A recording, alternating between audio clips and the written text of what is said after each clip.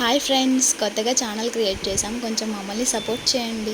సరే మరి ఇప్పుడు మనం చేసేది మామిడికాయ పచ్చడి. ఒక 10 మామిడికాయలు తీసుకుని వాటిని శుభ్రంగా క్లీన్ చేయాలి. చేసిన తర్వాత పై తొక్క మొత్తం పీలర్తో రిమూవ్ చేయాలి. రిమూవ్ చేసిన తర్వాత కోరు తీసే స్టాండ్తో కోరు తీయాలి. తీసిన మొత్తం మామిడి కూరను ఒక 2 గంటలు ఎండలో ఎండబెట్టాలి. మేము రెడీగా ఒక ఎండబెట్టిన దాన్ని చేస్తున్నాం. ఇప్పుడు ఆ ఎండబెట్టిన కూరను ఒక గిన్నెలో వేసి ఆయిల్ వేస్తూ ఉండాలి. ఆయిల్ ఎలా అంటే మనకి ఆ పచ్చడికి సరిపడా అంత. మేము ప్రస్తుతానికి ఒక 2 కేజీలు దగ్గర పెట్టుకుని ఉన్నాం. అండ్ అలాగే ఉప్పు, కారం, ఆవు పిండి. కారం ఒక తౌడు తీసుకుని, ఆవు పిండి ఒక తౌడు తీసుకుని, ఉప్పు మాత్రం తౌడికి తక్కువ తీసుకోవాలి. ఎందుకంటే మళ్ళీ ఎక్కువ అయిందంటే తీయలేం కాబట్టి ముందుగానే తక్కువ వేసుకోవడం మంచిది. కాబట్టి మేము ఇప్పుడు ఆ ఉప్పు, కారం, ఆవు పిండి కలిపి 3 కలిపి వేసిన దాన్ని ఇందులో వేస్తున్నాం. అలాగే వెల్లుల్లిపాయలు ఒక 100 గ్రాములు తీసుకుని, మెంతులు ఒక 50 గ్రాములు తీసుకుని అవి కూడా మధ్య మధ్యలో వేస్తూ ఉండాలి.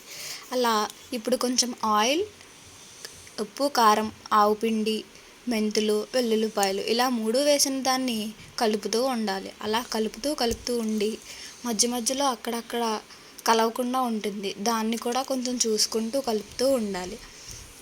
మళ్ళీ మధ్యలో ఆయిల్ వేసాం.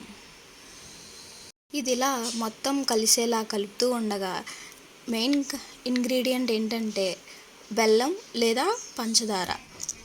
మేమైతే పంచదారకే ఎక్కువ వేస్తున్నాం కాబట్టి పంచదారనే తీసుకున్నాం. పంచదార 1 కేజీ వేసుకోవాలి. పంచదార కూడా వేస్తూ కలుపుతూ ఉండాలి. పంచదార వేస్తూ కలుపుతూ ఉండడం వల్ల కొంచెం కలర్ అనేది మొత్తం చేంజ్ అవుతూ ఉంటుంది. చూడండి, మీకే తెలుస్తుంది. పంచదార వేసి కలుపుతుంటే ఎలా ఉందో చూడండి. ఈ మామిడికాయ కూర పచ్చడిని అన్నంలో కాకుండా టిఫిన్ అంటే ఇడ్లీలో వేసుకుని తింటే చాలా అంటే చాలా బాగుంటుంది. అది మాటల్లో చెప్పలేం. ఇలా పంచదారని వేస్తూ కలుపుతూ ఉండాలి.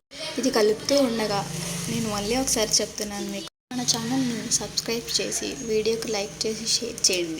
ఒకసారి మళ్ళీ ఈ పచ్చడికి ఏమేమి కావాలో చెప్పుకుందాం.